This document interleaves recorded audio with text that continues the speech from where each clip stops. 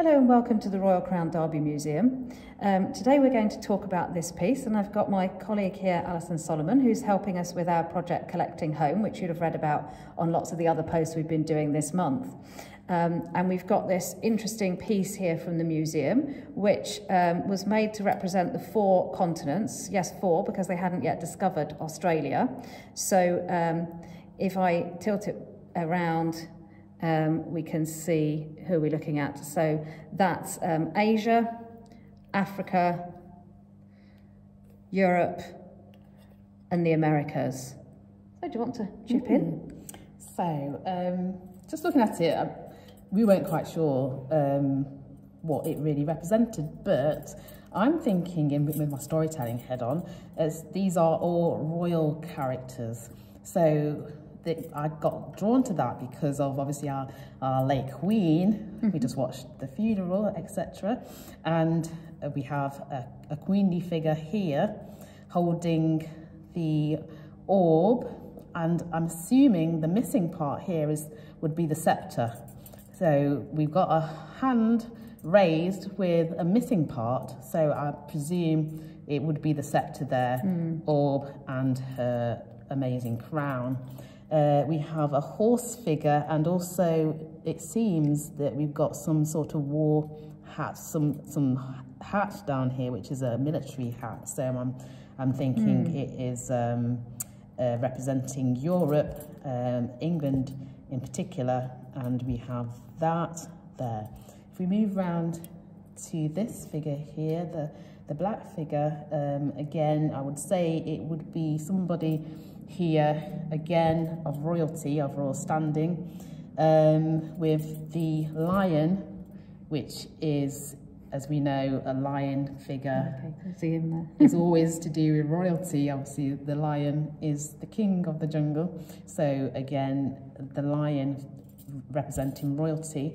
The elephant, obviously, the mammal, which has an almost equally kind of royal title there. So again, I'm assuming this is the Africas and also royalty of that. That makes a lot of sense.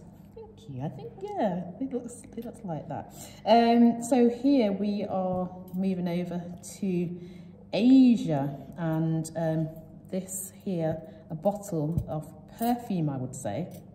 Again, perfume in that continent is quite important, all the spices that you would get from that, and we're assuming that this is either a posy of flowers or fruit. So maybe if it's perfume, it could be either or, spices, flowers, etc.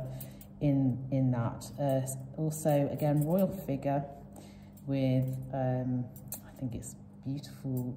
I don't know, it's fruit. It looks like fruit on her head. And then the animal is a camel.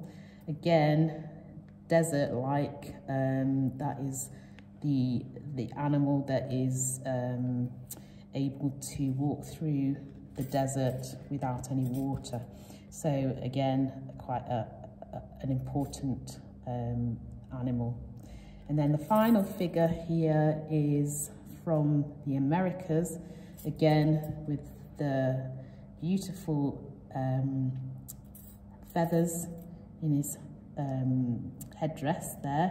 I would say it was signifying royalty. In his hand, it looks like actually an animal, a snake. Actually, it looks like a snake if you look at it there. Oh, yes, it does. Yeah, so a snake.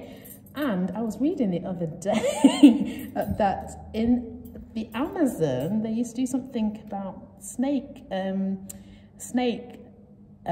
biting of snakes or something like that in order to pass on the spirit of the dead or something like that. Okay. Yeah, now looking at it, that broken part, maybe, yeah, is a snake.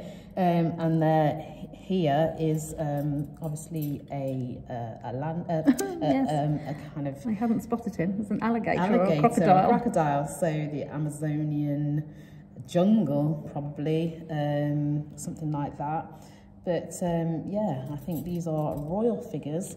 They're quite beautifully created and painted, and we will never know, obviously, if what we're saying is correct. With my storytelling head on, but yeah, I mean, what do you think? Well, I think that's a very rational interpretation, and I mean, like you say, we're never really going to know because there wasn't a narrative written about it at the time.